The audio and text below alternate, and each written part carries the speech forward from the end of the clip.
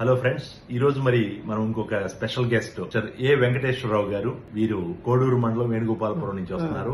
2009 నుంచి అంటే దాదాపు 15 సంవత్సరాల నుంచి పంచాయతీ ప్రెసిడెంట్. అదే మీరు అప్పుడు వచ్చినప్పుడే వారి వయసు 73-74 ఏళ్లు ఉంది. అంటే ఇప్పుడు దాదాపు వారు 89-90 ఇయర్స్, 89-90 ఏళ్లు వారి వయసు.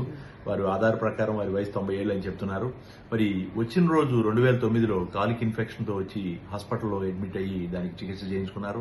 మరి ఆ తర్వాత ఎప్పుడు కూడా మంచి డిసిప్లైన్డ్ గా డయాబెటీస్ ని అద్భుతంగా కంట్రోల్ చేసుకుంటూ 3 months యావరేజ్ 7 లోపు మెయింటైన్ చేస్తూ చాలా ఆరోగ్యంగా వాళ్ళు ఉండేవారు. అట్లాగే ఈ మధ్య ఒక 2-3 సంవత్సరాల క్రితం బాగా సీరియస్ అయ్యి బ్రెయిన్ ఇన్ఫెక్షన్ వచ్చి కోమాలో రావడం, మళ్ళీ హాస్పిటల్లో 1 week 10 days ఉండి కోలుకొని వెళ్ళటం జరిగింది.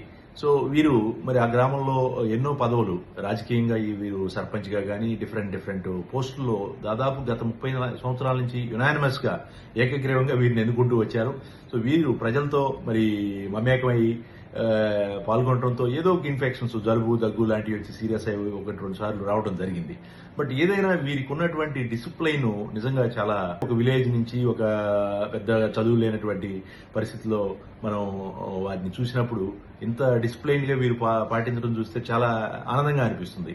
సో మరి వీరితో పాటు ఒకళ్ళిద్దరు వాళ్ళ పిల్లల అసిస్టెంట్స్ లాగా వచ్చి తీసుకొస్తూ ఉంటారు. మరి ఏదైనా వీరు నిజంగా డయాబెటీస్ వచ్చి 16 ఏళ్ళు 17 ఏళ్ళు అవుతున్నా, మరి 88-90 ఏళ్ళు వచ్చినా ఇప్పటికీ వారి పని వారు చేసుకుంటూ మరి వారు చక్కగా నడుచుకుంటూ రావటం, వారి పని వారే చేసుకుంటూ వేరే వాళ్ళకి ఇబ్బంది లేకుండా వారి జీవితాన్ని గడుపుతున్నారు. ఆ విషయం మరి వారి మాటలోనే విందాం.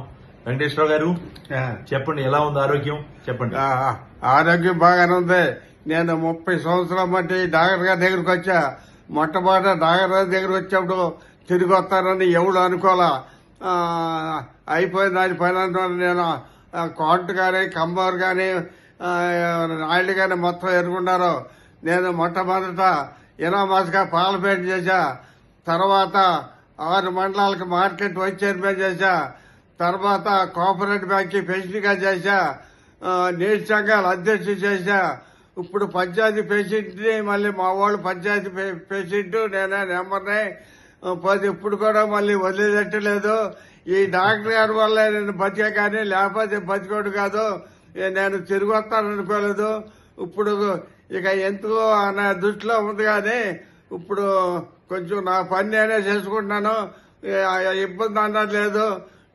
మందులు ఏ పూట అయిపోతే ఆ పూట కారు వేసుకొని వచ్చేసేస్తా. నడవాలంటే నడవలేను, కొద్ది దూరం కూడా 2 గజాలని నడవలేను. నమస్కారం అండి. ఈ డాక్టర్ గారికి ధన్యవాదాలు.